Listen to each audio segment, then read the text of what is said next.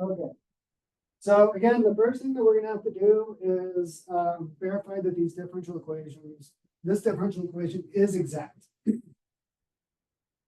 Okay, so we're gonna take the derivative of m with respect to y, which is going to equal the derivative with respect to y of 2x y squared minus 3. Okay, the derivative of y squared would be 2y, so this is going to turn into 4x quad.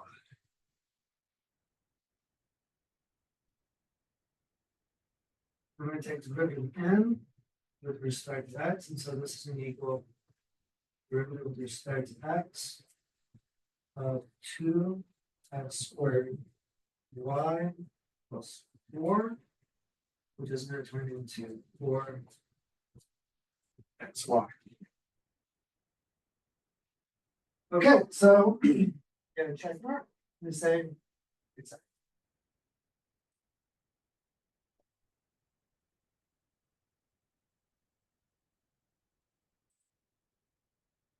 Okay, we'll leave it there for just one moment.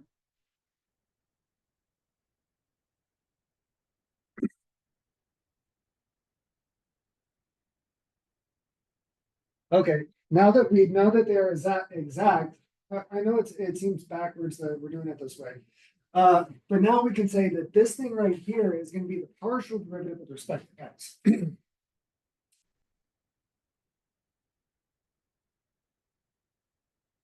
Okay, after proving exact, we have the partial derivative with respect to x is going to be 2x y squared minus 3. Okay, so we are going to integrate that with respect to x, 2x y squared minus 3 with respect to x. Okay, integrating x is going to turn into x squared divided by 2, but we're going to have a 2 there. So that's going to be x squared y squared minus 3x plus g of y.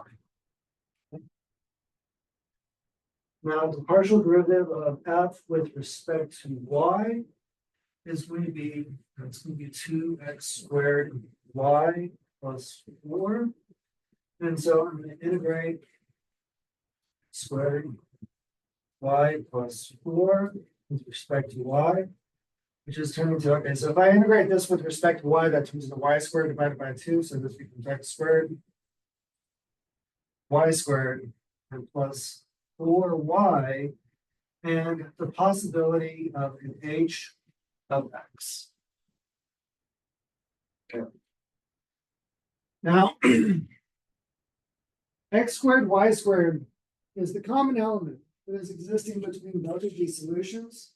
So what is this g of y right here? That g of y is 4y. Okay.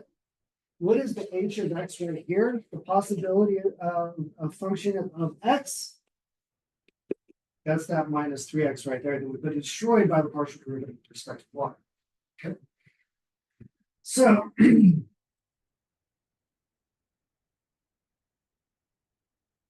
solution to our problem is x squared y squared minus 3x plus 4y equals c.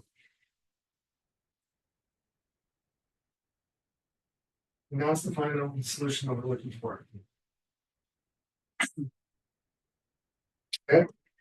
And when you get down to this part, ask yourself, does this make sense? Now, if I took, this is my f of x, y right here, okay?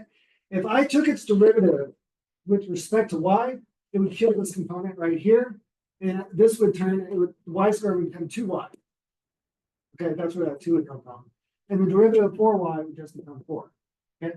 Now, if I took this thing's derivative with respect to x, okay, taking the derivative of x squared, yeah, it's going to produce that 2x that you're seeing right there. And taking the derivative of negative 3x is going to produce negative 3. So this really is the solution that we're looking for.